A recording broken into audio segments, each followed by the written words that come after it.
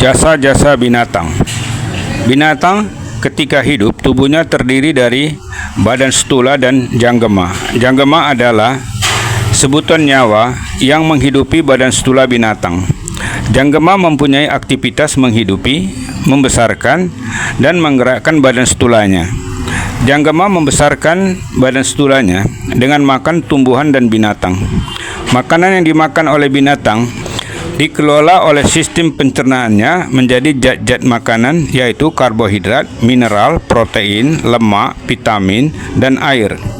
Kesemua zat-zat ini disimpan oleh janggema pada badan stulanya untuk makanan cadangan, makanan untuk kelangsungan hidup dan reproduksi yang sesuai dengan sifat janggema dan fungsi badan stulanya.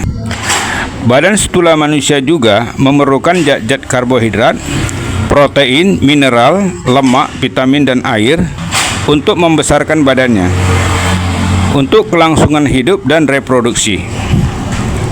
Tapi zat-zat yang dibutuhkan oleh manusia tidak dapat diciptakan oleh manusia itu sendiri, seperti tumbuhan yang menyerap zat-zat makanan dari dalam tanah dengan menggunakan akarnya. Oleh karena itu, menyebabkan manusia mesti makan daging binatang bagi non-vegetarian.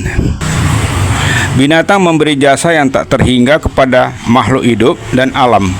Pada alam, binatang menjaga keseimbangan tanah, tumbuhan, dan binatang juga. Binatang juga menjadi penjaga hutan dan banyak lagi jasa binatang kepada alam yang lainnya.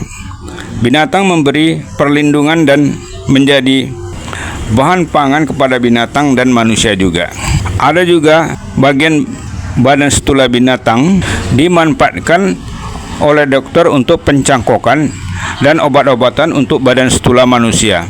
Tanduk, gigi, taring, gading, kumis, dan lain sebagainya dari badan stula binatang dimanfaatkan oleh dukun dan kolektor untuk perdukunan dan koneksi.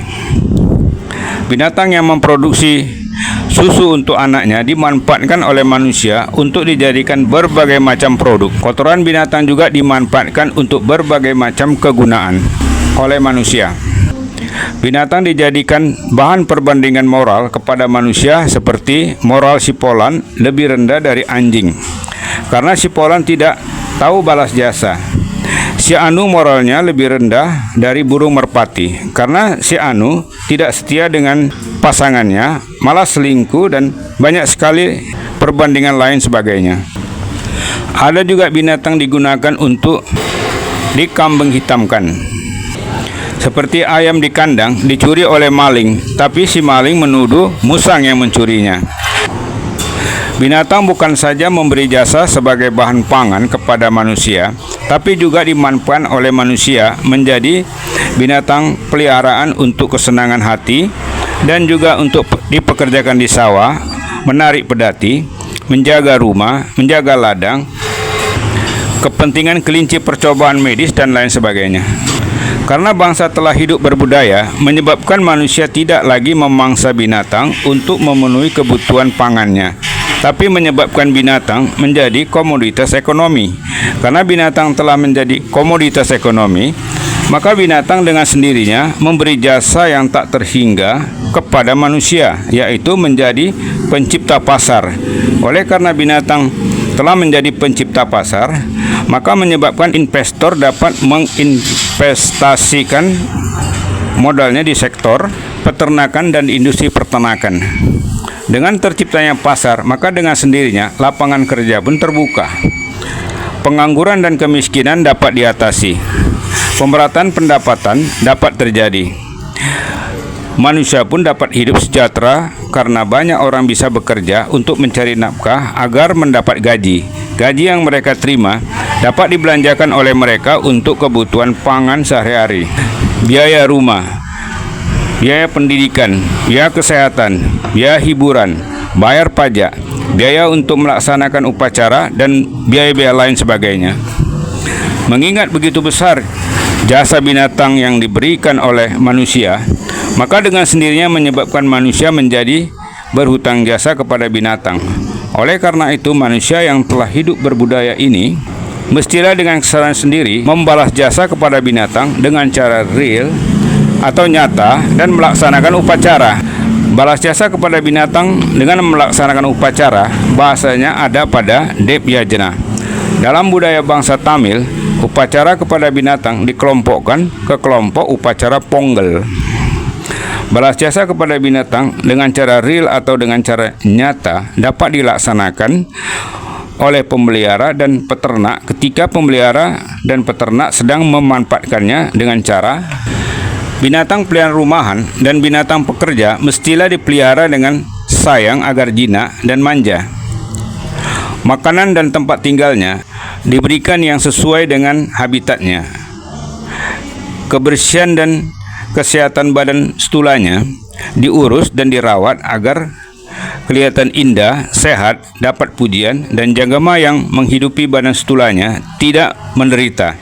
Apabila sakit, dirujuk ke dokter hewan dan diberi makanan yang lebih bergizi dan dengan cara-cara lain sebagainya. Binatang peliharaan rumah dan binatang pekerja dilatih atau disupat dengan keterampilan agar statusnya meningkat, lebih berguna dan mendapat pujian. Binatang yang diternak untuk komoditas dagang di peternakan atau di industri peternakan mestilah diternak dengan sayang agar jinak. Makanan dan kandangnya diberikan yang banyak dan luas, yang sesuai dengan habitatnya. Kebersihan kandang dijaga, kebersihan dan kesehatan badan stulanya diurus dan dirawat agar sehat dan gemuk. Kelihatan indah, dapat pujian, dan janggama yang menghidupi badan stulanya tidak menderita. Apabila ada yang sakit, dirujuk ke dokter hewan, diberi makanan yang lebih bergizi dan dengan cara-cara lain sebagainya.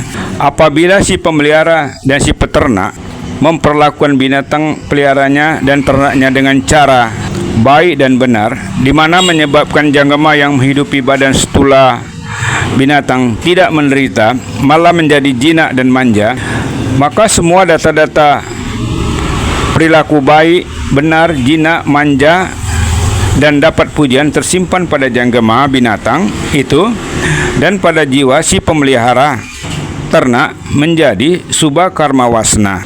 Subha karma wasna adalah data-data perilaku baik, benar, manja, pujian yang tersimpan pada janggama dan jiwa.